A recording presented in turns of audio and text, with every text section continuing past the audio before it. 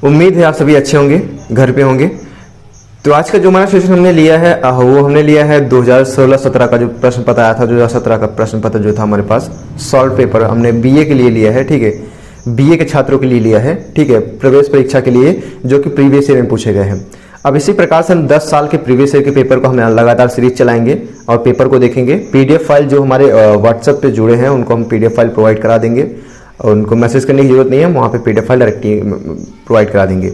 तो देखिए, आपको जैसे पता होगा कि 2 घंटे का पेपर होता है, मैक्सिमम जो मार्क्स होते हैं वो 300 होते हैं, टोटल जो क्वेश्चंस होते हैं वो 150 होते हैं और प्रत्येक क्वेश्चंस के लिए आपको 2 मार्क्स दिए जाते हैं, ठीक है। आपको ये चीज़ें पता होंगी। देखिए, यहाँ पे इस प्रकार से आपको निर्देश दिए रहते हैं, निर्देश आपको पढ़ लेना है, जैसे उसमें से ABCD इस प्रकार से दिए रहेंगे, उसमें से आपको किटिंग एक चुनना है, ठीक है। आपको निर्देश दे रहे ब्लैक पेन से उसको डॉटेड करना है आंसर शीट में, और साथ ही साथ में 150 प्रश्न होंगे, ठीक है।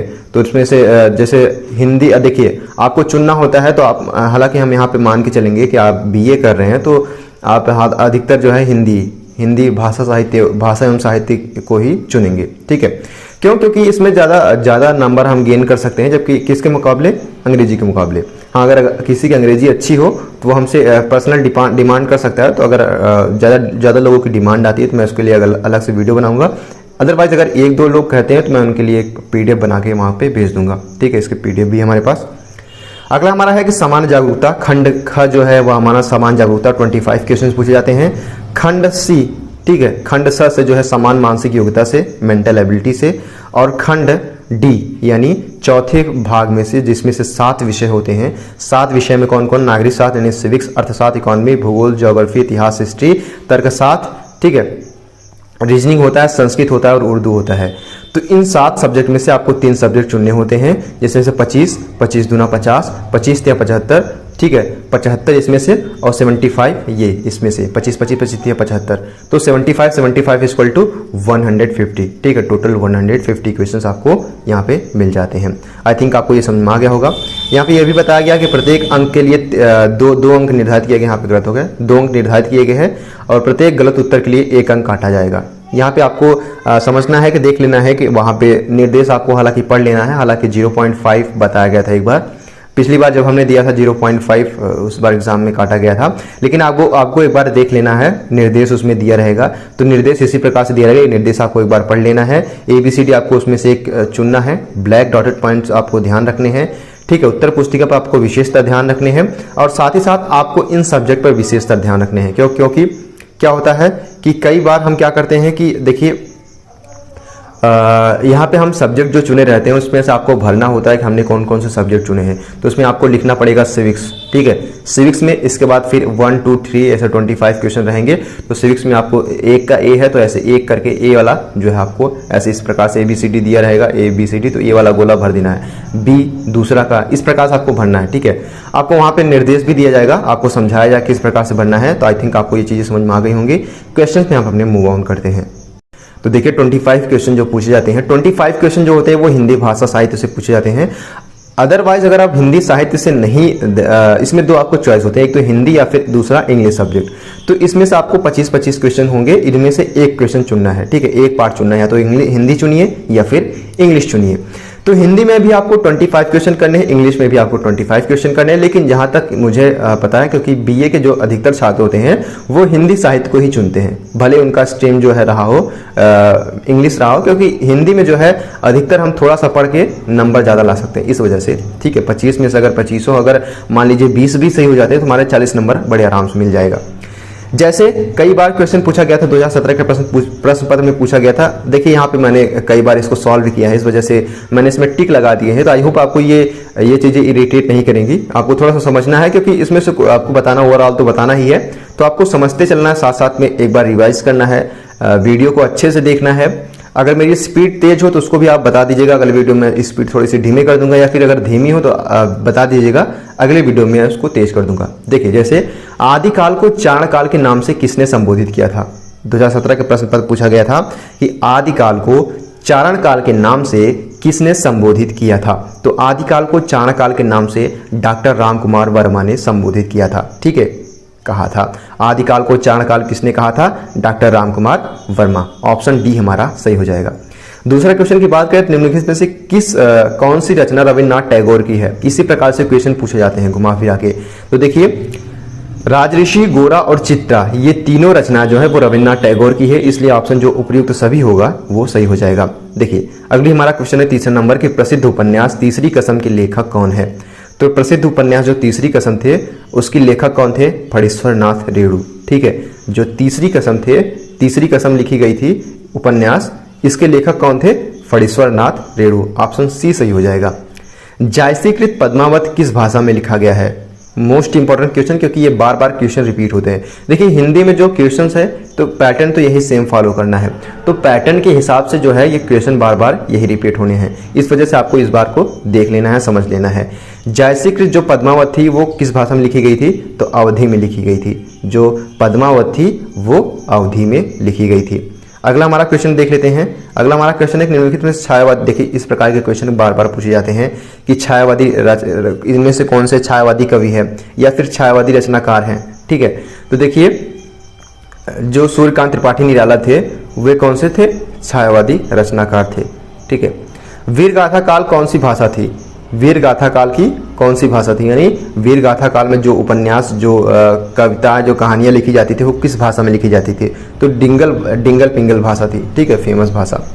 सातवां क्वेश्चन है कि जयशंकर प्रसाद किस युग के लेखक है। तो जयशंकर प्रसाद है जो वो छायावादी युग के, जैसे महादेवी वर्मा भी हो गई छायावादी, ये लोग कहाँ के हैं, छायावादी युग के लेखक हैं। कौन, जयशंकर प्रसाद। अगला हमारा है कि अग्निबीज किस विधा की रचना है। तो अग्निबीज जो है वो उपन्यास है। ठीक है, जो अग्निबीज है वो किस विधा की रचना है, उपन्यास है। नौवां क्वेश्चन हमारा है कि हिंदी में निबंध रचना का आरंभ किस युग को माना जाता है। तो हिंदी में निबंध रचना का आरंभ मतलब कौन सा ऐसा युग आया जिसमें से निबंध लिखना जो है, हालांकि निबंध तो इससे पहले भी लिखे जाते थे, लेकिन अगर देखा जाए तो भारतीय युग में निबंध रचना का आरंभ युग माना जाता है, क्योंकि यहाँ पे रचनाएं जो है निबंध बहुत लिखे गए। ठीक है, इस वजह से। हंस पत्रिका का संपादक कौन था। तो हंस पत्रिका का जो संपादक थे वे प्रेमचंद जी थे। ठीक है, ये देखिए मेरे पास एक इलाहाबाद विश्वविद्यालय, केंद्रीय विश्वविद्यालय की जो बीए एंट्रेंस एग्जाम UGAT का होता है वो डी कुमार की हमारे पास हमने बहुत पहले ले लिया था, 1 साल पहले। तो एंट्रेंस एग्जाम के जो प्रीवियस ईयर के सभी अनसॉल्व्ड पेपर थे तो उसको हमने यहाँ पे परचेस करके यहाँ पे रख लिया था। इसी प्रकार से BSc BLLB का सभी का हमने यहाँ पे साथ में रख लिया है। तो इस प्रकार से हम इसको पूरा जैसे ही खत्म करते हैं, इसके बाद अगर आप BSc के स्टूडेंट हैं डेफिनेटली हम BSc का भी स्टार्ट करेंगे। ठीक है, तो देखिए 10वां क्वेश्चन है कि हंस पत्रिका का संपादक कौन था। तो हंस पत्रिका के संपादक कौन थे, मुंशी प्रेमचंद जी। अगला हमारा क्वेश्चन है 11 नंबर के, ब्रजभाषा का केंद्र कौन सा क्षेत्र माना जाता है। तो ब्रजभाषा केंद्र जो क्षेत्र माना जाता है जो वो मथुरा माना जाता है। ब्रजभाषा का केंद्र कौन सा क्षेत्र माना जाता है, तो मथुरा। अद्भुत रस का स्थायी भाव, देखिए अस्थाई भाव कई प्रकार से इसमें क्वेश्चंस आते हैं। तो अद्भुत रस का स्थायी भाव, देखिए हर बार क्वेश्चंस यही आता है। हो सकता है कि अगली बार किसी और रस का अस्थाई भाव पूछ ले, लेकिन पैटर्न यही सेम फॉलो करता है। इस बात को आप बार बार मैं रिपीट कर रहा हूं कि पैटर्न यही रहने वाला है, पैटर्न कहीं नहीं जाने वाला है। तो अद्भुत रस का अस्थाई भाव अगर पूछा गया है तो अद्भुत रस का अस्थाई भाव विस्मय है। अगला हमारा 13 नंबर क्वेश्चन है कि रस सूत्र की सबसे प्रामाणिक व्याख्याता कौन सी है। अभिनव गुप्त जो है वो रस सूत्र की सबसे प्रामाणिक व्याख्याता है। अगला है हमारा 14 नंबर क्वेश्चन है कि मुख मयंक सम मंजु मनोहर में कौन सा अलंकार है। देखिए सम मतलब यहाँ पे समानता दिखा रहा है। थोड़ा सा शब्द जो है आपको देखिए, उपमा अलंकार में क्या होता है कि जब एक वस्तु या फिर एक वस्तु की तुलना दूसरे वस्तु से की जाए तो उसमें क्या होती है, समानता व्यक्त की जाती है। ठीक है, आप लोगों ने 12th में भी पढ़ा होगा हिंदी साहित्य में, या फिर पहले भी पढ़ा होगा। तो उपमा अलंकार, ठीक है, आपको अलंकार थोड़ा सा एक ऊपर थोड़ा सा देख लेना है जो भी क्वेश्चन बनते हैं। देखिए छंद से पूछा गया है, देखिए हर क्षेत्र से पूछा जाता है, कोई भी क्षेत्र इसमें छूटता नहीं। इस वजह से मैं कहता हूं कि पैटर्न यही रहने वाले हैं। पैटर्न को आपको एक बार ध्यान से देख लेना है। छंद के आदि आचार्य कौन है, तो आचार्य पिंगल जी है। देखिए संधि विच्छेद से भी हर साल क्वेश्चन आते हैं, जैसे उन्नति का संधि विच्छेद कौन सा है। तो हम लोग क्या कर लेते हैं, कई बार लगा देते हैं उन प्लस नति, तो ये गलत हो जाता है। उत प्लस नति, जो हमारा ऑप्शन सी है वो सही हो जाएगा। देखिए प्रत्येक में भी कई बार संधि विच्छेद पूछ लेता है, तो प्रति प्लस एक, उसी प्रकार से। ठीक है, इसमें पूछा गया कौन सी संधि है, तो यड़ संधि है। प्रत्येक में कौन सी संधि है, यड़ संधि है। कमल का पर्यायवाची शब्द है, तो कमल का जो पर्यायवाची शब्द है वो है सुरेश। अमृत का पर्यायवाची शब्द कौन सा है? तो अमृत का जो पर्यायवाची शब्द है, देखिए पीयूष, सुधा और अमी, ये तीनों अमृत के पर्यायवाची शब्द है, इसलिए ऑप्शन सी डी जो सही हो जाएगा। ठीक है, उपयुक्त सभी। हवाई किले बनाना मुहावरे का उपयुक्त उदाहरण है। हर बार पूछा जाता है, मुहावरे से एक शब्द हर बार क्वेश्चन में पूछे जाते हैं। तो हवाई किले बनाना मुहावरे का उपयुक्त अर्थ क्या है? झूठी कल्पनाएं करना। क्या? झूठी कल्पनाएं करना। लाल पीला होना मुहावरे का अर्थ क्या है? तो क्रोधित होना। ठीक है, लाल पीला होना अर्थात क्रोधित होना। आई थिंक आपको ये समझ में आ गया होगा। वही बात करते हैं 22 नंबर क्वेश्चन की। 22 नंबर हमारा क्वेश्चन जो है, देखिए 22 नंबर हमारा जो क्वेश्चन है उसको हम बात करते हैं कि निम्नलिखित में से अशुद्ध शब्द कौन सा है। देखिए उपयुक्त, उपर्युक्त, उक्त तीनों सही है, जबकि उपरियुक्त ये गलत है। बी ऑप्शन हमारा सही हो जाएगा क्योंकि ये गलत है। आप एक बार क्वेश्चन को भी ध्यान से पढ़ने की आदत डालिए। ठीक है, इसमें क्या होता है, कई बार हम कॉन्फिडेंस रहते हैं और हम क्वेश्चन को ध्यान से नहीं देखते हैं, जिसकी वजह से हमारा क्वेश्चन गलत हो जाता है। सम्मान शब्द का विपरीतार्थक शब्द कौन सा है? सम्मान का क्या हो जाएगा? अपमान। सम्मान विमान वान, जबकि अपमान इसका क्या हो जाएगा? सम्मान का विपरीतार्थक है। बहुत सरल क्वेश्चन आते हैं। ठीक है, जैसा आप लोग देख भी सकते हैं, बहुत ज़्यादा टफ क्वेश्चन नहीं होता, मॉडरेट लेवल के क्वेश्चन पूछे जा सकते हैं। ठीक है, बहुत इजी भी नहीं कह सकते हैं। तत्सम शब्द तद्भव शब्द से भी कई बार क्वेश्चन पूछ लिए जाते हैं। ठीक है, हर दूसरे वर्ष में पूछे जाते हैं, कई बार रिपीट हो जाता है कई क्वेश्चन। देखिए निम्नलिखित में से तत्सम, देखिए एयू जो होता है, जो क्वेश्चन पेपर तैयार करता है, वो जितने टॉपिक उसमें दिए रहते हैं एयू के एग्जाम में, तो ये आपको इन टॉपिक पे पूरा का पूरा फोकस, इनसे रिलेटेड जितने भी क्वेश्चन हैं, मैं अगर आपको बताऊं कि अगर आप 10 या 12 साल के क्वेश्चन अटेंड कर लेते हैं, साथ ही साथ में कुछ एक्स्ट्रा क्वेश्चन उससे रिलेटेड अगर देख लेते हैं, तो आपको विशेष तरह से कोई पढ़ने की जरूरत नहीं है, बड़े आराम से आपका क्लियर हो जाएगा। ठीक है, ये मैं गारंटी लेता हूं। देखिए निम्नलिखित में से तत्सम शब्द क्या होता है? तत्सम और तद्भव दो शब्द होते हैं। तत्सम मतलब क्या होता है? जो संस्कृत शब्द से हूबहू ले लिए गए हो। तद्भव मतलब जिसे हम देशज शब्द का भी रूप कहते हैं। तो देखिए निम्नलिखित में से तत्सम शब्द कौन सा है? तो संस्कृत से जो शब्द लिया गया है हर्ष है। ठीक है, और आखिरी सवाल हमारा जो है कि जो वस्तु दिखाई न देती हो उसके लिए एक शब्द क्या हो? अदृश्य है गया। इसी प्रकार से हमारा पार्ट ए में अगर आप ऑप्शन में देखिए चुनना चाहें तो इंग्लिश भी है, लैंग्वेज एंड लिटरेचर, जिसमें 25 क्वेश्चन है। तो इसको मैं नहीं कराने वाला हूं, क्योंकि मुझे जहां तक मुझे पता है कि मोस्ट ऑफ स्टूडेंट इसमें जो है वो हिंदी साहित्य के ही हैं, हिंदी के विद्यार्थी हैं, इस वजह से वो हिंदी ही चुनेंगे। तो अगर आप जो लोग चाहते हैं कि इंग्लिश के विद्यार्थी, तो डेफिनेटली आप लोग कमेंट बॉक्स में कमेंट कीजिएगा। मैं कोशिश करूंगा कि उसके लिए मैं अलग से वीडियो बनाऊं। ठीक है, अब यहाँ पे हम सामान्य जागरूकता से देख लेते हैं संबंधित प्रश्न। सामान्य जागरूकता संबंधित जो 25 क्वेश्चन पूछे जाते हैं। ठीक है, इसमें से भी आपको टोटल जो है वो 50 मार्क्स आपको मिलेंगे। ठीक है, अब देखिए हड़प्पा सभ्यता के लोग किस धातु का सर्वाधिक प्रयोग करते थे? बार बार क्वेश्चन रिपीट होते हैं, इस वजह से मैं कहता हूं कि जो एयू का पेपर होता है वो पैटर्न को समझना जरूरी है। बार बार बहुत ज्यादा डेप्थ में पढ़ने की जरूरत नहीं है। पेपर पैटर्न एक बार समझ लीजिए, उसी हिसाब से तैयारी कीजिए, बड़े आराम से हो जाएगा। जैसे हड़प्पा सभ्यता के लोग किस धातु का सर्वाधिक प्रयोग करते थे? तो कांस्य धातु का, जो हड़प्पा जो सभ्यता के जो लोग थे वो कांस्य धातु का सर्वाधिक प्रयोग करते थे। पशुपति शिव की आकृति वाली मुहर कहां से मिली है? देखिए इस प्रकार के क्वेश्चन जो है ये सामान्य जागरूकता में पूछे गए हैं। तो मोहनजोदड़ो से जो है पशुपति शिव की आकृति वाली मुहर मिली है। अगला हमारा है उत्तर वैदिक काल, जो वैदिक काल है, पोस्ट वैदिक कालीन सर्वश्रेष्ठ देवता कौन थे? वो प्रजापति थे। ठीक है, इंद्र किस काल के प्रमुख देवता थे? ये आपको कमेंट बॉक्स में बताना है। ठीक है, और इंद्र किसके देवता हैं? ठीक है, ये भी आपको कमेंट बॉक्स में बताना है। अगला हमारा क्वेश्चन है कि जैन धर्म के प्रथम तीर्थकर कौन थे? तो जैन धर्म के प्रथम तीर्थकर जो थे वो ऋषभ देव थे। इलाहाबाद विश्वविद्यालय की स्थापना कब हुई थी? हालांकि ऐसे क्वेश्चन कभी कभी पूछे जाते हैं, लेकिन पूछ ले जाते हैं। ठीक है, क्योंकि इलाहाबाद में आप डेफिनेटली जा रहे हैं, तो 1887 में जो है वो इलाहाबाद विश्वविद्यालय की स्थापना हुई थी। अगला हमारा है कि भारत में प्रथम पंचवर्षीय योजना कब आरंभ हुई थी? 1951 से 52 के बीच में जो लागू हुई थी।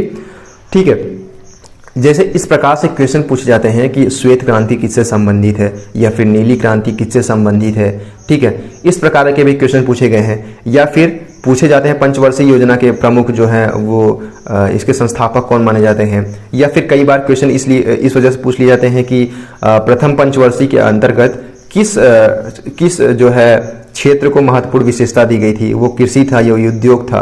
तो इस चीज को जो क्वेश्चन 2-4 क्वेश्चन इससे बनते हैं, आपको रट के जाना है, क्योंकि मैंने देखा है, पैटर्न फॉलो किया है, तो पैटर्न में जो है इस टाइप के क्वेश्चन हर बार क्वेश्चन में पूछ लिए जाते हैं। ठीक है, कई बार करंट अफेयर्स के रूप में, समान जागरूकता के रूप में, इस प्रकार से क्वेश्चन जो है वो हर बार पूछे जाते हैं।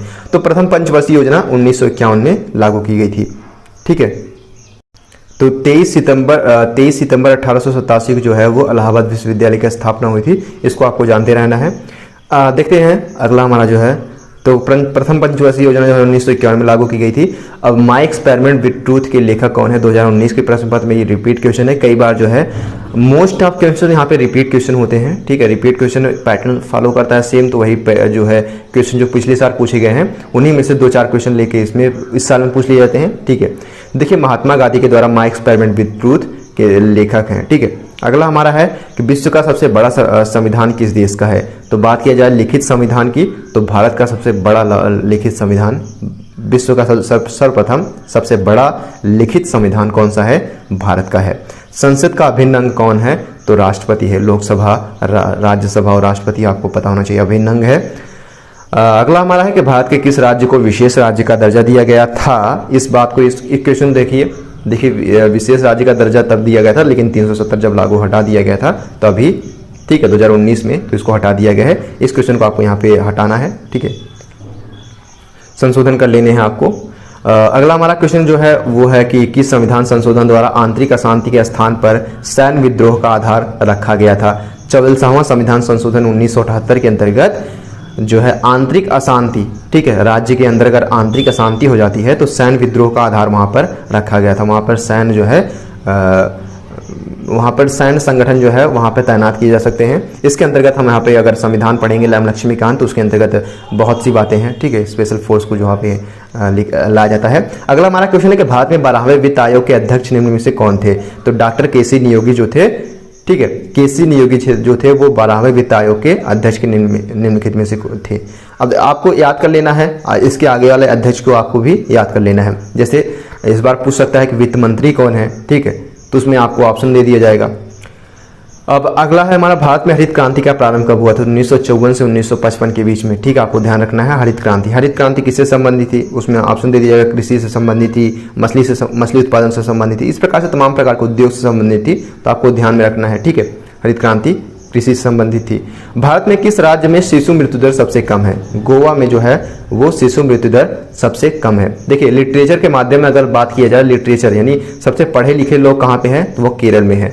ठीक है, तो उस बात को अभी ध्यान रखना है आपको। अगला हमारा क्वेश्चन है, जनसंख्या की दृष्टि से भारत विश्व में कौन सा स्थान है? तो दूसरा स्थान है, लेकिन फिलहाल 2011 के अनुसार, जनसंख्या की गणना के अनुसार, अगर 2021 में होता है, क्योंकि 11 साल बाद, हर 11 साल बाद जो है वो जनगणना होती है, तो भारत जो है यहाँ पे उम्मीद रखी जाती है कि डेफिनेटली वो पहले स्थान पर विद्यमान है। भारत में सबसे कम साक्षरता वाला राज्य कौन सा है? बिहार है। ठीक है, पता नहीं किस हिसाब से ये निकाला गया है, लेकिन बिहार ऑप्शन सही हो जाएगा। लेकिन हालांकि जहाँ तक मुझे लगता है कि बिहार में तो काफ़ी पढ़े लिखे लोग हैं, यूपीएससी की तैयारी कर रहे हैं, अच्छे लोग अच्छी पद पे हैं, लेकिन हो सकता है क्योंकि यहाँ पर जो सर्वे के अनुसार बताया गया है कि बिहार में जो मजदूरों की संख्या है वो काफ़ी ज़्यादा है, इस वजह से ऑप्शन ए जो है हमारा सही हो जाएगा। अगला हमारा, गन्ने का उत्पादन प्रति हेक्टेयर सर्वाधिक किस राज्य में होता है? महाराष्ट्र में गन्ने का उत्पादन प्रति हेक्टेयर सर्वाधिक होता है। ठीक है, उत्पादन सबसे सर्वाधिक होता है, इस बात को आपको ध्यान रखना है। अगला हमारा क्वेश्चन 18 नंबर क्वेश्चन है कि भारत में अंतरिक्ष अनुसंधान की स्थापना कब हुई थी?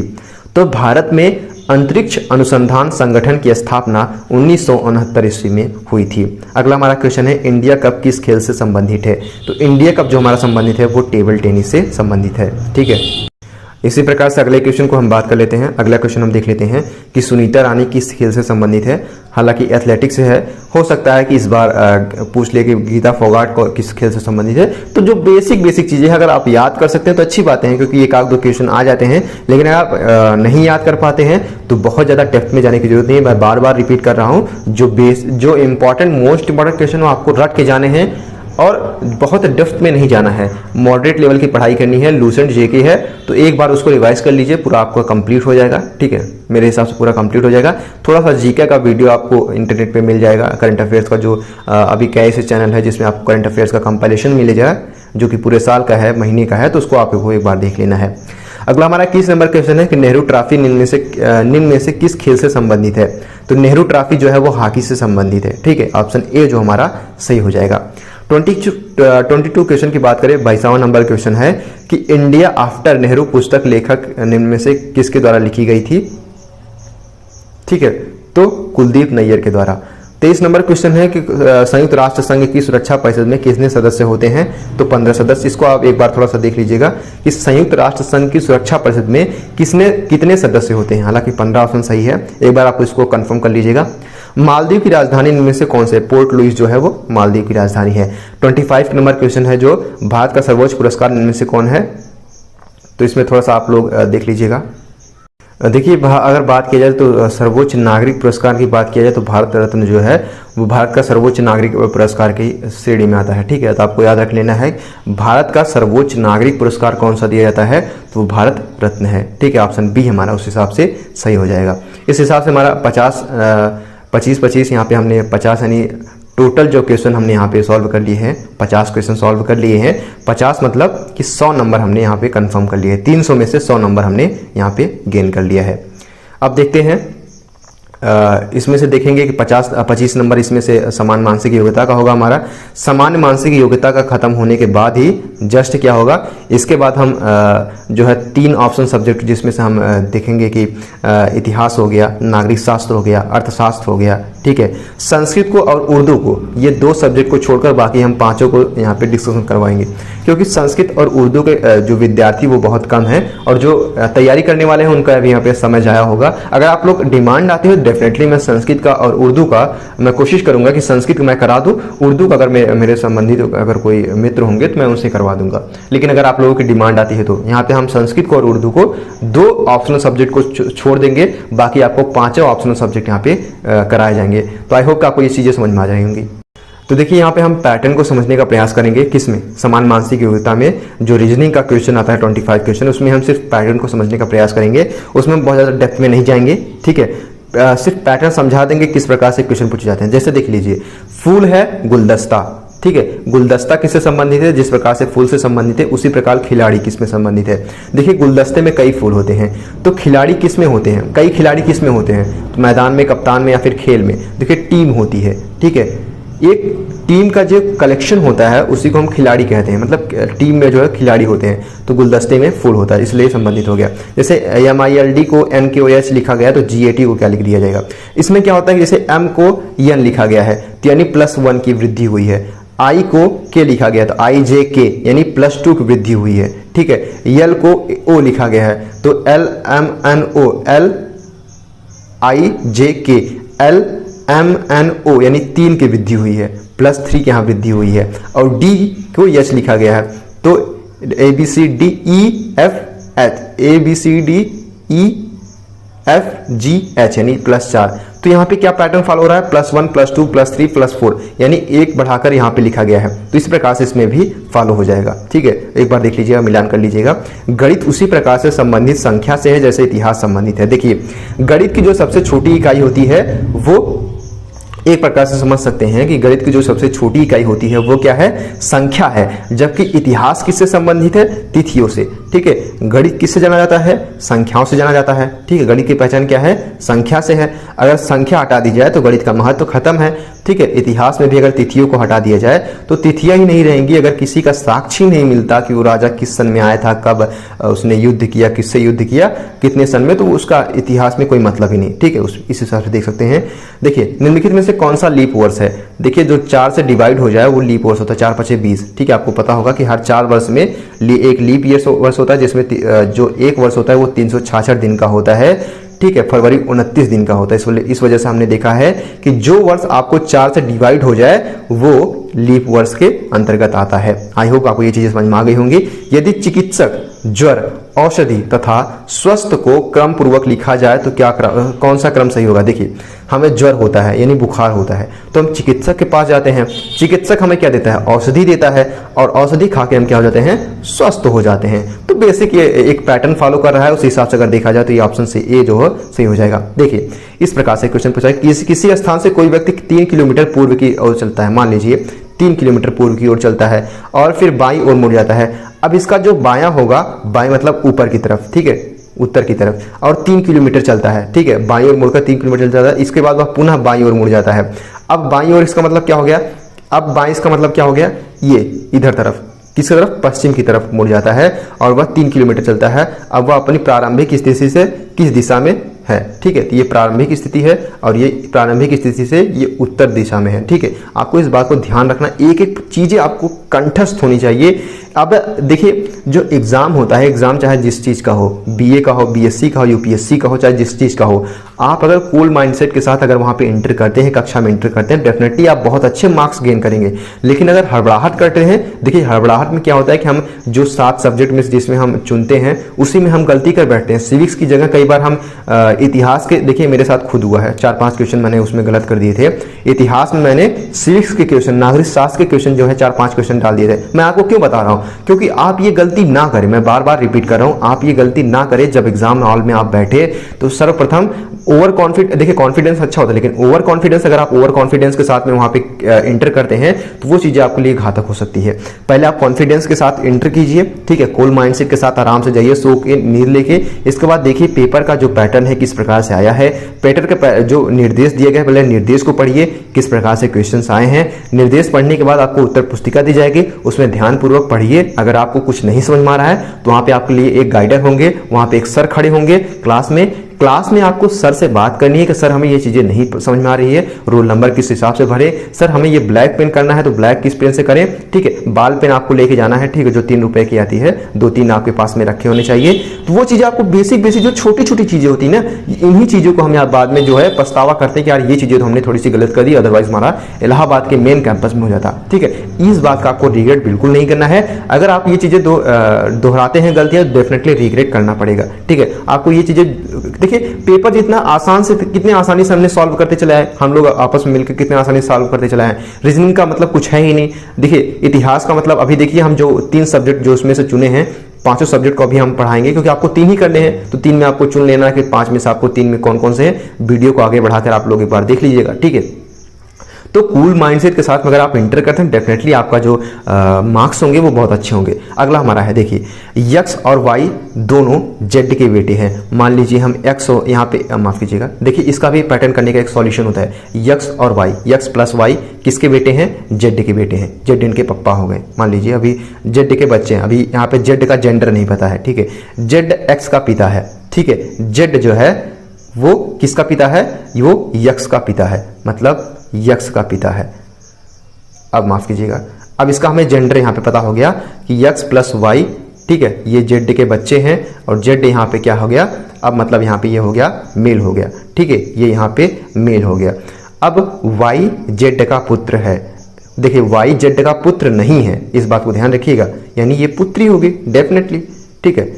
और तो वाई जेड में क्या संबंध है, पुत्री और पिता। सिंपल बात है यार, बहुत सिंपल क्वेश्चन पूछे जाते हैं। मैं बार बार क्वेश्चन बता रहा हूं ना। अब देखिए 2019 में भी ये क्वेश्चन पूछा गया था और 2017 के पेपर में भी यही सेम क्वेश्चन जो आया है, मैं बता रहा हूं। मधुकर ने एक महिला का परिचय कराते हुए उसमें कहा था कि सविता ने एक फोटो की तरफ इशारा करते हुए, क्वेश्चन इस प्रकार से थे, ठीक, ये लाइन थी, ठीक है, क्वेश्चन की जो लाइन थी। मधुकर ने एक महिला की परिचय कराते हुए कहा कि इसकी माता, एक महिला है, इसकी माता मेरे सास की इकलौती पुत्री है। जो देखिए एक महिला की, देखिए मधुकर एक लड़की है, उसने क्या कहा, एक महिला का परिचय करा रही है और वो बोलती है, मान लीजिए कोई महिला है, उसकी माता मेरे सास की इकलौती पुत्री है। देखिए अब देखिए यहाँ पे ध्यान रखिएगा कि इसकी माता मेरे सास की इकलौती पुत्री है, तो मधुकर का महिला से क्या संबंध हुआ, मधुकर का महिला से क्या संबंध हुआ, तो पिता का संबंध हुआ। देखिए यहाँ पे मैंने गलती से फीमेल कर दिया था, पिता का संबंध हुआ। क्यों, क्योंकि देखिए वहां पे बताया गया है कि उसकी सास मतलब ये मतलब मधुकर की सास, ठीक है। इसके बाद उसमें बताया गया कि उसकी पुत्री है, इकलौती पुत्री है। देखिए आपको ध्यान से करेंगे, क्योंकि मैं हड़बड़ाहट में थोड़ा सा क्वेश्चन बहुत ज़्यादा टाइम वेस्ट हो जाएगा, तो आप लोग इसको एक आराम से कीजिएगा। आराम से करने के बाद आपको रियलाइज होगा कि ये क्वेश्चन जो है बड़े आराम से हो गया।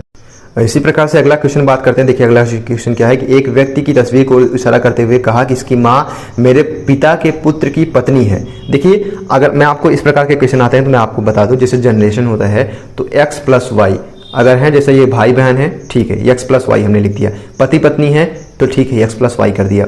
अब इसके अगर कोई ऊपर है, मतलब ऊपर वाला जनरेशन है, तो हम उसको इस तरह से डॉटेड करके मान लीजिए जेड इसके पिता हो गए, ठीक है। अब मान लीजिए इसके ऊपर जेड के भी कोई पिता है तो हम उसको और ऊपर करेंगे। अब मान लीजिए एक्स प्लस वाई के कोई ये पति पत्नी है और इनके कोई बेटे हैं, मान लीजिए ए बी हो गया, तो ए बी इसको नीचे हम रिप्रेजेंट करेंगे।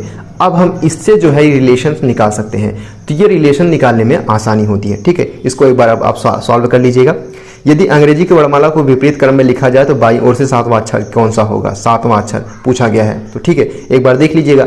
अब जेड से स्टार्ट कीजिए, ठीक है। अब यहाँ पे पूछा गया है कि अगर अंग्रेजी वर्णमाला को विपरीत क्रम में लिखा जाए तो बाईं ओर से 7वां अक्षर कौन सा होगा। विपरीत क्रम में एक बार लिख के 7वां अक्षर आप इनको वहाँ पे बता देना है। यदि शब्द DOU BCE में 2 अक्षर ऐसे हैं जिनके बीच उतने ही अक्षर है जिससे कि वर्णमाला में उतने ही अंतिम अक्षर कौन सा होगा, एक बार थोड़ा सा देख लीजिएगा। अगर नहीं आता तो मैं डेफिनेटली थोड़ा सा कराऊंगा, क्योंकि यहाँ पे वीडियो थोड़ा सा लंबा हो जा रहा है, इस वजह से। जिस प्रकार से कलम जो है वो रिफिल की संबंधित है, पेंसिल किससे, लेड होगा, ठीक है। इसके अंदर क्या होता है, ये लेड होता है। तोता जो होता है वो पिंजरे में होता है, आदमी कहाँ पे होता है, घर में होता है। हालांकि ये जेल हो सकता था, क्योंकि इसमें थोड़ा सा कंफ्यूजन होता था, ठीक है। तो आपको क्या ऑप्शन लगाना है, ये घर ही सही होगा, ठीक है। ऑप्शन के हिसाब से जो है घर सही था। रहने के लिए वहां पर बताया गया है। अब देखिए यहाँ पे बताया गया कि मेरी माँ की आयु मेरे भाई की आयु से 2 गुनी है। मेरी माँ की आयु मेरे भाई की आयु से 2 गुनी है, ठीक है। मान लीजिए भाई की इसकी आयु जो है यक्स है, तो उसकी माँ की आयु क्या होगी, 2 यक्स होगी। तो अपने भाई से 5 वर्ष छोटा हूँ, ठीक है। मैं अपने भाई से 5 वर्ष छोटा हूँ, -5 हो जाएगा, ठीक है। ये किसकी हो गई, ये मैं की आयु हो गई। परंतु बहन से 3 वर्ष बड़ा हूं, ठीक है। अगर इसमें बहन की आयु जोड़नी हो तो +3 कर देंगे, ठीक है। अब मेरी बहन की आयु मान लीजिए 12 वर्ष है। अब देखिए यहाँ पे बताया गया है कि मैं अपने बहन से 3 वर्ष बड़ा हूं और बहन की आयु क्या है, वो है 12 वर्ष। अब 12 वर्ष बहन की आयु हो गई, तो मेरी आयु कितनी हो जाएगी, कि मैं 3 वर्ष बड़ा हूं, तो 12 3 15, यानी 15 साल मेरी एज हो गई। किसकी, मेरी एज हो गई, ठीक है। अब मेरी एज निकल गई है, तो यहाँ पे हम यक्स का मान रख देंगे, क्योंकि यक्स तो मैं ही अपने आप को कंसिडर कर रहा था ना। तो 15 दूना 30 माइनस, इसमें थोड़ा सा कंफ्यूजन है, एक सेकंड हम यहाँ पे देख लेते हैं। देखिए यहाँ पे समझने का प्रयास करते हैं। देखिए हमने क्या देखा था कि यहाँ पे मेरी माँ की आयु देख लीजिए, देखिए मेरी माँ की आयु, मान लीजिए माँ की आयु यक्स है, ठीक है। मेरे भाई की आयु से 2 गुनी है, मतलब माँ की आयु 2 यक्स है, 2 यक्स है और मेरे भाई की आयु जो है वो यक्स है। अब मैं अपने भाई से 5 वर्ष छोटा हूँ, तो मेरी आयु क्या हो गई, यक्स -5 हो गई, ठीक है। अब मैं अपने बहन से 3 वर्ष बड़ा हूँ, जबकि यहाँ पे बहन की आयु 12 वर्ष दी है, तो बहन से जो है 3 वर्ष अगर जोड़ देंगे तो ये मेरी आयु निकल जाएगी। तो 12 3 15, यानी मेरी आयु कितनी है, 15 वर्ष है। अब मेरी आयु जो है वो 5 वर्ष मैं अपने बड़े भाई से छोटा हूँ, तो 15, मतलब 15 में +5 कर देंगे, क्योंकि मैं छोटा हूँ, प्लस में कर देंगे तो 20 हो जाएगा। अब मेरी माँ जो है वो 2 गुनी है और पूछी क्या गई है, माँ की आयु, तो 20 दूना 40 वर्ष हो जाएगी, मेरी माँ की आयु हो जाएगी, ठीक है। इसी प्रकार से आप लगा सकते हैं। बड़े आसान क्वेश्चन होते हैं, थोड़ा सा कूल माइंडसेट चाहिए, बहुत ज़्यादा डिफिकल्ट क्वेश्चन नहीं आता, क्योंकि BA के एग्जाम में आपको बहुत ज़्यादा एक्सपेक्टेशन नहीं करता एग्जामिनर, तो इस हिसाब से बहुत छोटे छोटे क्वेश्चन यहाँ पे मॉडरेट लेवल के आते हैं। जैसे राजेश सुजीत से लंबा है, देखिए अब इस प्रकार से लगाइए, राजेश लिख दीजिए, R लिख दीजिए, ठीक है। अब राजेश सुजीत से लंबा है, आखिरी में देखिए लंबा कौन है। देखिए ये क्वेश्चन पैटर्न सॉल्व करने का तरीका होता है, लंबा कौन सा है। अब हमें ढूंढना है कि लंबा सबसे ज्यादा कौन सा है। राजेश सुजीत से लंबा है, देखिए राजेश को हमने, अब सुजीत का काम खत्म, ठीक है। दीपेश सुजीत से छोटा है, ठीक है, दीपेश सुजीत से छोटा है। राजीव, अब यहां से हमें कोई मतलब नहीं निकला है। राजीव सुजीत से अधिक लंबा है, राजीव सुजीत से अधिक लंबा है, ठीक। तो यहाँ पे सुजीत का भी काम खत्म, अब राजीव बचे हैं, किंतु इतना नहीं जितना कि राजेश, ठीक है। मतलब राजेश ओवरऑल बहुत लंबा है, ठीक है, उतना नहीं जितना कि राजेश, मतलब राजेश से छोटा है, तो सबसे लंबा कौन हुआ, सबसे लंबा राजेश हुआ। डेफिनेटली ये चीजें हम यहाँ पे देख लेंगे। अगला हमारा है निर्देश दिया गया, उसमें से आपको छांटना है। आई होप कि थोड़ा सा वीडियो लंबा हो जा रहा है, क्योंकि आपको सॉल्व करने में थोड़ा सा समय लगेगा। देखिए आधे घंटे 40 मिनट के अंतर्गत अगर हम सॉल्व कर ले रहे हैं, यहाँ पे तीनों क्वेश्चन मैं आपको समझा के सॉल्व कर ले रहा हूँ, तो डेफिनेटली आप अगर कूल माइंडसेट के साथ जाते हैं तो बड़ी आसान से आप एक बार हो सकता है टिक लगा दीजिए, थोड़ा सा अपने हाथ में लिख लीजिए किसी भी हिसाब से। तो आपको अगर देखिए आपकी ये आदत पर डिपेंड करता है, आप किस तरह से पसंद करते हैं। आप एक एक क्वेश्चन सॉल्व करके वहाँ पे गोदा करने से, मतलब गोली बनाने से चले जाते हैं, या फिर आप पर ब्लैक डॉटेड करने से पहले कि आप सभी क्वेश्चन को देख लेंगे, इसके बाद वहाँ पे डॉट करके इसके बाद जब आधे घंटे बचेंगे उस हिसाब से, तो हो सकता है कि उसमें हड़बड़ाहट हो जाए, क्वेश्चन गलत होने के चांसेस बहुत ज़्यादा रहते हैं। उस वजह से मैं ये सजेशन नहीं दूंगा, आप जितने करते जाइए वहाँ पर भरते जाइए, क्योंकि ठीक है। अब देखिए इसमें से आपको एक अलग छांटना है, तो आप अंगूर और सेब ये तीनों एक कैटेगरी है, जबकि बैगन जो है वो सब्जी है। लाल, हरा और नीला एक रंग है, जबकि रंग जो है इससे अलग है। घोड़ा, गाय, भैंस, बकरी, ठीक है। अब यहाँ पे देखिए अलग क्या है, तो देखिए बकरी दूध देती है, भैंस दूध देती है, गाय देती है, लेकिन घोड़ा दूध नहीं देता है, तो ये अलग हो जाएगा। 44 है 4 है, ठीक है, 44 है 40 हो गया, फिर 34 हो गया, फिर क्या भरा जाएगा। देखिए अब देखिए यहाँ पर 44 में 4 घटाया तो क्या हो जाएगा, 40 हो जाएगा। 40 में हम 6 घटाएंगे तो क्या हो जाएगा, 34 हो जाएगा। 34 में हम 8 घटाएंगे तो क्या हो जाएगा, 34 में 8 घटाएंगे तो 28 हो जाएगा। माफ़ कीजिएगा, 34 में अगर हम 8 घटाएंगे तो 26 हो जाएगा, ठीक है। तो 26 4 10 और 4 34, ठीक है, ऑप्शन बी हमारा सही हो जाएगा। और 10 में अब यहाँ पे 26 में 10 घटाएंगे तो क्या हो जाएगा। यहाँ पे पैटर्न क्या फॉलो कर रहा है, देखिए पैटर्न क्या है, 4 6 8 10 12, इसी प्रकार से आप बढ़ते जाना है, ठीक है। अगला हमारा क्वेश्चन है कि 2 हो गया, 3 हो गया, 5 हो गया, ठीक है, फिर 6 हो गया, फिर क्या हो जाएगा। देखिए ये भी एक पैटर्न फॉलो कर रहा है। क्या पैटर्न फॉलो कर रहा है कि 2 में 1 जोड़ा 3 हो गया, फिर 3 में 2 जोड़ा, मतलब 1 में 1 जोड़ा, फिर दूसरे में 2 जोड़ा, फिर 1 जोड़ा, फिर 2 जोड़ा, इस प्रकार से पैटर्न फॉलो हो रहा है। जैसे 2 में 1 जोड़ा तो 3 हो गया, अब 3 में 2 जोड़ा तो 5 हो गया, 5 में 1 जोड़ा तो 6 हो गया, 6 में 2 जोड़ेंगे तो 8 हो जाएगा, यहाँ पे 8 भरा जाएगा। 8 में 1 जोड़ेंगे 9 हो जाएगा, 9 में 2 जोड़ेंगे 11 हो जाएगा। यानी 8 और 11 का जो कॉम्बिनेशन होता है वो हमारा सही बैठता है। आई होप आपको ये चीज़ें समझ में आ गई। अब इसी प्रकार से जैसे पूछा गया DEFHIJ को लिखा गया MNO, अगला शब्द क्या होगा, तो इसमें भी वही सेम डिफरेंस होंगे, आप लोग एक बार देख लीजिएगा। 22वां नंबर क्वेश्चन देखते हैं कि अंग्रेजी वर्णमाला में कौन सा अक्षर दाईं ओर से 8वां अक्षर है, और उसी अक्षर से दाईं ओर जो अक्षर माफ कीजिएगा, अंग्रेजी वर्णमाला में कौन सा अक्षर दाईं ओर से 8वां अक्षर है, उस अक्षर से जो दाईं ओर के अंतिम अक्षर से बाईं ओर का 10वां अक्षर है, उसको हम यहाँ पे एक बार देख लेंगे, ध्यान से एक बार पढ़ लीजिएगा। अगर नहीं आता है तो मैं कमेंट बॉक्स में डेफिनेटली लिख दूंगा, क्योंकि वीडियो थोड़ा सा लंबा हो जा रहा है। 2-3 क्वेश्चन यहाँ पे हमने छोड़े हैं, तो उसको हम कंसीडर करके अगले वीडियो में या फिर कमेंट बॉक्स में हम थोड़ा सा उसको क्योंकि हम थोड़ा सा सॉल्व करेंगे, थोड़ा सा समय लग जाएगा, क्योंकि मैंने इसको सॉल्व नहीं किया है, डायरेक्टली मैंने क्वेश्चन उठाया, इसके बाद डायरेक्टली मैंने यहाँ पे वीडियो बनाना शुरू कर दिया, क्योंकि मेरे पास अवेलेबल हो गए थे, इस वजह से मैं समय वेस्ट नहीं करना चाहता था, क्योंकि इससे समय वेस्ट करने पर कोई मतलब नहीं निकलता है। अंग्रेजी वर्णमाला के अक्षर उल्टे क्रम में संजोए जाते हैं, तो दाईं ओर से 13वां अक्षर, बाईं ओर से 13वां अक्षर कौन सा होगा, ठीक है। अब उल्टा लिखिए, जेड से काउंट कीजिए, 13वां अक्षर को यहाँ पे कंसीडर कर लीजिए। अगला हमारा कि किसी कक्षा में अनिल का ऊपर 14वां स्थान है। देखिए क्या होता है, इस प्रकार के जो क्वेश्चन होते हैं, जो स्थान वाला होता है, प्लेस वाइज जो क्वेश्चन होते हैं, उसके एक सूत्र होता है, ठीक है, माइनस करके, उसको एक बार थोड़ा सा आप देख लीजिएगा। किसी स्थान में अनिल का ऊपर से क्या है, 14वां स्थान है, ठीक है, ऊपर से 14वां स्थान है, तथा अविनाश का नीचे से 18वां स्थान है, नीचे से 18वां स्थान है। तो बताइए उस कक्षा में कुल छात्रों की संख्या कितनी है। अब देखिए कई बार क्या होता है कि हम दोनों संख्याओं को जोड़ देते हैं, तब मिल जाता है 18 + 14, ठीक है, तो 8 4 12, ठीक है, 8 4 12 प्लस 2 1 3, तो 32 हो जाएगा, वैसे अगर देखा जाए ध्यान से। लेकिन कई बार क्या होता है कि हम इसमें से घटा देते हैं, तो ये वाला थोड़ा सा पैटर्न यहाँ पे एक बार फॉलो कर लीजिएगा। तो ये तीसरा क्वेश्चन है जो कि हम यहाँ पे एक्सेप्ट कर लें, ठीक है, स्किप कर लें, क्योंकि वीडियो थोड़ा सा लंबा हो जाएगा, मैंने इसको कंसीडर थोड़ा सा भूल गया हूँ पैटर्न। लेकिन इसमें इसी प्रकार से होता है कि ऊपर से नीचे से अगर कई बार पूछा जाता है, तो उसको हम क्या करते हैं, तो ऐड कर लेते हैं, या फिर दोनों में सब्ट्रैक्ट कर लेते हैं, ठीक है। यही दो चीज़ें पैटर्न फॉलो होती है, और यही क्वेश्चन पूछे जाते हैं, बहुत ज़्यादा हार्ड नहीं होते हैं, ठीक है। एक बार मैं थोड़ा सा कंफर्म करके यहाँ पे कमेंट बॉक्स में डेफिनेटली मैं कंसीडर कर लूँगा। ये तीसरा क्वेश्चन मैंने जो कि अभी तक स्किप किया है। चौथा क्वेश्चन है अजय जिसका 26वां स्थान है, अब ऐसे 8वें आगे है, वही सेम क्वेश्चन पूछा गया है। तो यहाँ पे चौथा यानी 4 क्वेश्चन यहाँ पे हमने स्किप किया है, पूरे 75 क्वेश्चन में से हमने 4 क्वेश्चन जो है स्किप किया है। तो उसको हम यहाँ पे लास्ट वीडियो के सेशन में, या फिर अगर आप लोग लगा लेते हैं तो अच्छी बात है, कमेंट बॉक्स में जरूर लिखिएगा। नहीं लगा पाते तो मैं कमेंट बॉक्स में या फिर डिस्क्रिप्शन बॉक्स में आपको लिख के वो जो है संधि विच्छार डाल दूंगा। अब देखिए जो है हमारा अगला जो हमारा है वो 75 क्वेश्चन जो होगा, वो 75 क्वेश्चन जो हमारा ऑप्शनल सब्जेक्ट से होगा, ठीक है। तो आई थिंक आपको ये चीज़ें थोड़ा सा लंबा वीडियो हो जाएगा, तो उसको हम अगले वीडियो में पार्ट 2 करके यहाँ पे अपलोड करेंगे। तो आप लोग हमसे जुड़े रहिएगा। अगर वीडियो पसंद आए हो तो डेफिनेटली अप्रिशिएट भी कीजिएगा, ठीक है, क्योंकि इससे हमारा कॉन्फिडेंस बूस्टअप होता है। So keep learning, keep stay with us. Thank you so much.